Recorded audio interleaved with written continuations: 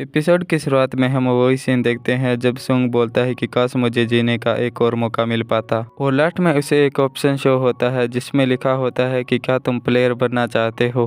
फिर सुंग इसमें यस ऑप्शन को सिलेक्ट करता है और स्क्रीन पर लिखा आता है कि बधाई हो, तुम अब से एक प्लेयर हो। हम देखते हैं कि ये सब सुंग का एक सपना होता है और वो एक हॉस्पिटल के बेड पर होता है। फिर सुंग देखता है कि उसके हाथ और पैर सब ठीक है जो कि पहले कट चुके थे। सुंग सोचने लगता है क्या ये एक सपना था।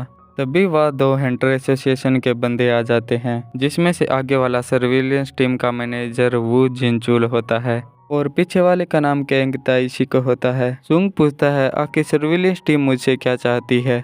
फिर वो बताता है कि तुम 3 दिन से बेहोश थे। फिर सुंग पूछता है जूही और मिस्टर सोंग का क्या हुआ। फिर वो बताता है कि मिस्टर सोंग ने अपना एक हाथ खो दिया, इसलिए वो अब हंटर का काम नहीं कर सकते, और जूही का इलाज चल रहा है क्योंकि वह अभी तक सदमे में है। उसकी हालत देखकर लगता है कि वो अब हंटर का काम नहीं कर पाएगी।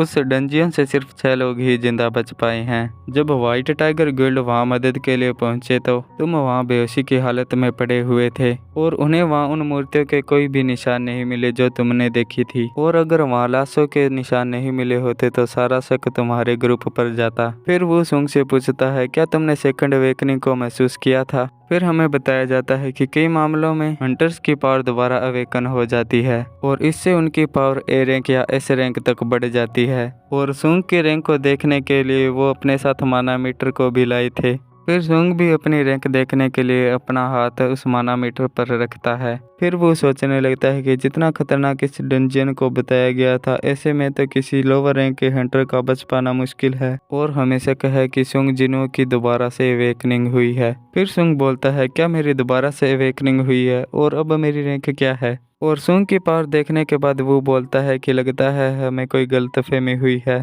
फिर जाते जाते कांग बोलता है कि इसकी पावर तो एक ई रैंक हंटर से भी कम है। एक ई रैंक हंटर की पावर 17 होती है लेकिन इसकी तो 10 है। वो अभी भी ये बात सोच रहा था कि सुंग वहां से कैसे बच गया। फिर सुंग बोलता है हैरानी की बात है उन्होंने मुझे इस चीज के बारे में क्यों नहीं पूछा। ये वही डिस्प्ले होती है जिसको हमने पिछले एपिसोड में देखा था, और यहाँ सुंग को कोई मैसेज आया होता है जिसे उसने अभी तक देखा नहीं है। सुंग इसे टच करके देखने की कोशिश करता है लेकिन वो ऐसा नहीं कर पाता। फिर सुंग को याद आता है कि बेहोश होने से पहले उसने ऐसी ही डिस्प्ले देखी थी। भी वहाँ जीना आ जाती है और बोलती है मुझे तुम्हारी कितनी चिंता हो रही थी, तुम्हें भी खुद का ख्याल रखना चाहिए। फिर जीना बोलती है अगर आगे से ऐसा हुआ तो मैं अपना स्कूल छोड़ दूंगी और जॉब करने लगूंगी ताकि तुम ये अपना हंटर वाला काम छोड़ दो। फिर सुंग जीना से सॉरी बोलता है और कहता है क्या तुम्हें ये चीज दिखाई दे रही है। फिर जिना बोलती है यहाँ कुछ नहीं है, लगता है तुम्हारे सर पर भी चोट आई थी। फिर सुंग बोलता है जब हमें कोई गेम में मैसेज आता है तो हम उसे कैसे चेक करते हैं। फिर जिना बोलती है सिंपल सी बात है, हम अपना मैसेज बॉक्स चेक करेंगे। फिर जिना बोलती है लगता है अब तुम पहले से ठीक हो तो मैं चलती हूँ। फिर स्क्रीन पर लिखा आता है कि अगर आप इसके रूल्स को नहीं फॉलो करेंगे तो आपको पेनल्टी मिलेगी। ये सिस्टम एक प्लेयर के विकास के लिए डिजाइन किया गया है और रिवार्ड आपको पहुंचा दिया जाएगा। फिर उसके सामने स्ट्रेंथ ट्रेनिंग नाम का एक डेली क्विस्ट शो होता है। इस क्विस्ट के गोल होते हैं 100 पुशअप, 100 सिटअप, 100 स्क्वाट्स और उसके बाद 10 किलोमीटर रनिंग। ये गोल्स देखकर आपको किस एनिमे कैरेक्टर की याद आई है कमेंट करके जरूर बताना। इसके नीचे एक वार्निंग भी दी हुई होती है कि अगर आप इस डेली क्विस्ट को पूरा नहीं करेंगे तो आपको पेनल्टी मिलेगी। फिर सुंग बोलता है ये कैसा मजाक है, मुझे तो बिल्कुल भी हंसी नहीं आई। उसके बाद हम वू की गाड़ी का सीन देखते हैं। वो चेयरमैन को बताता है कि सुंग को देखने से पता चलता है कि उसकी दोबारा से अवेकनिंग नहीं हुई है। फिर चेयरमैन बोलता है कि अच्छा हुआ ये डंजियन ब्रेक नहीं हुआ, लेकिन इसने हमारे लिए कई सारे उलझे हुए सवाल छोड़ दिए हैं। फिर चेयरमैन बोलता है कि ये एक नॉर्मल केस नहीं है, इसलिए इसे स्पेशल केस में नोट करो। फिर हम चोई की कंपनी का सीन देखते हैं। चोई चाहे इनसे बोलता है कि हम चाहते हैं कि तुम नेक्स्ट बीरेड मिशन के लिए इंस्ट्रक्टर के रूम में पार्टिसिपेट करो। फिर चोई बोलता है कि ये नए रिक्वेस्ट के लिए एक ट्रेनिंग का हिस्सा है और तुम बस अपनी नॉर्मल वे में फाइट करना और वो तुम्हें देखकर सीखेंगे। फिर चोई बताता है कि हंटर गिल्ड देश के बड़े 5 गिल्ड में से एक है। भले ही हम अपने इंडिविजुअल रैंक को नहीं बढ़ा सकते, लेकिन हम अपनी कॉम्बैट स्किल को और बेहतर कर सकते हैं और इसलिए हमें टाइम आने पर तैयार रहना होगा। फिर हम देखते हैं कि सड़क के बीच में एक गेट अपीयर होता है। फिर सीन आता है सुंग पर। सुंग के डेली क्वेस्ट का टाइम पूरा हो गया होता है लेकिन उसने अभी तक डेली क्वेस्ट पूरा नहीं किया और फिर से वही पेनल्टी वाली वार्निंग शो होती है। फिर हम देखते हैं कि एकदम से जमीन हिलने लगती है और फिर सुंग एक रेगिस्तान में पहुंच जाता है। ये एक सुनसान रेगिस्तान होता है और हम देखते हैं कि सुंग के पीछे कोई मॉन्स्टर जैसी चीज होती है और ये एक डिजर्ट सेंटीपीड होता है और ये एक पेनल्टी क्विस्ट होता है और इसका गोल होता है कि 4 घंटे तक खुद को मरने से बचाना है। फिर सुंग बोलता है क्या ये कोई मजाक चल रहा है। फिर नर्स देखती है कि सुंग अपने कमरे में नहीं है तो वे उसे ढूंढने लगती है और यहाँ सुंग अपनी जान बचाने के लिए भाग रहा होता है। कुछ देर ढूंढने के बाद नर्स बोलती है शायद हमें फिर से कमरे को अच्छे से देखना चाहिए और यहाँ हम देखते हैं कि सुंग के भाग भाग कर बुरे हाल हो गए होते हैं। सुंग यहाँ मरते मरते बचता है लेकिन अपने क्विस्ट को पूरा कर लेता है और वापस से हॉस्पिटल में आ जाता है।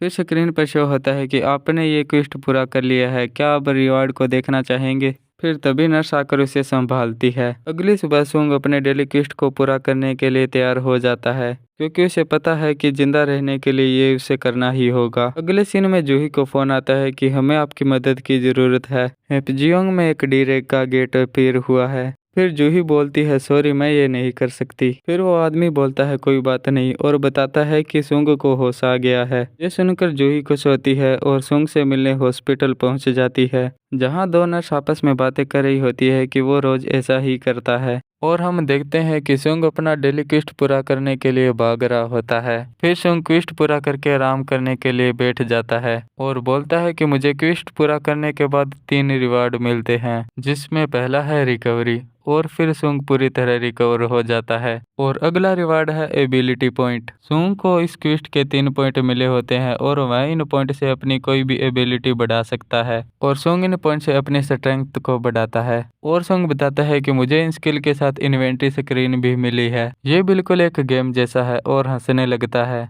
आसपास के सारे लोग सुंग को देखने लगते हैं क्योंकि वो अकेला ही बोल रहा था। और मेरा तीसरा और आखिरी रिवार्ड है एक रैंडम लूट बॉक्स और इस बॉक्स में से सुंग को एक चाबी मिलती है। सुंग ये देखकर बिल्कुल भी खुश नहीं होता क्योंकि उसे हमेशा ही ऐसी घटिया चीजें मिलती है, पहले पेन फिर बैंडेज और अब ये चाबी। फिर डिस्प्ले पर दिखाया जाता है कि इस चाबी से एक डंजियन में टेलीपोर्ट हुआ जाता है और इस चाबी का यूज हेपजियोंग के एग्जिट नंबर 3 में करना है। फिर न्यूज में बताया जाता है कि 3 गेट अपीयर हुए हैं जिनमें एक सी रैंक का गेट है और बाकी के 2 डी रैंक के गेट्स है। फिर हम देखते हैं कि सुंग अपनी मॉम से मिलने आया होता है। फिर हम 4 साल पहले का सीन देखते हैं जहां सुंग की मॉम एकदम से बेहोश हो गई थी। उन्हें होश नहीं आता इसलिए वह उन्हें हॉस्पिटल ले आते हैं। डॉक्टर बताते हैं कि इस बीमारी को फाइनल अरेस्ट कहा जाता है। जब से हमारी दुनिया में गेट अपीयर होने लगे हैं तब से ये बीमारी होने लगी है और ये बीमारी 10,000 लोगों में से किसी एक को होती है और ये बीमारी माना स्टोन के साथ ज्यादा संपर्क में रहने से होती है। फिर सुंग को याद आता है कि अपने माँ के इलाज के लिए उसने मजदूरों वाला काम भी किया था और बाद में वो हंटर बनने के लिए क्वालिफाई हो गया होता है। फिर सुंग ये बात जिना को बताता है और बोलता है कि अब मैं एक हंटर बन गया हूँ तो माँ के इलाज के लिए पैसे जोड़ सकता हूँ। फिर वो याद करता है कि हंटर बनने के बाद भी वह हमेशा ही दूसरों पर निर्भर रहता था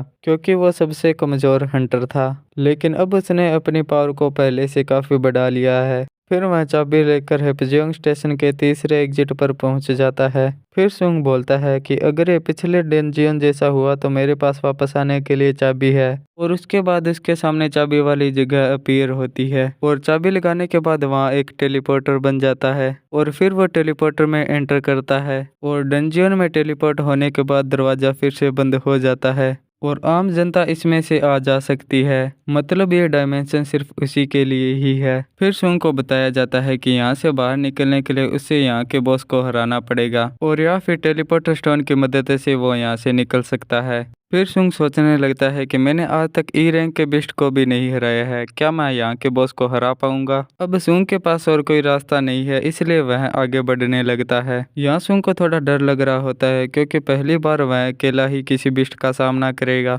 और तभी सुंग के सामने 3 गोबलिन आ जाते हैं और ये अचानक से ही तीनों मिलकर सुंग पर हमला करने लगते हैं। सुंग बड़ी मुश्किल से ही अपने आप को बचा रहा होता है।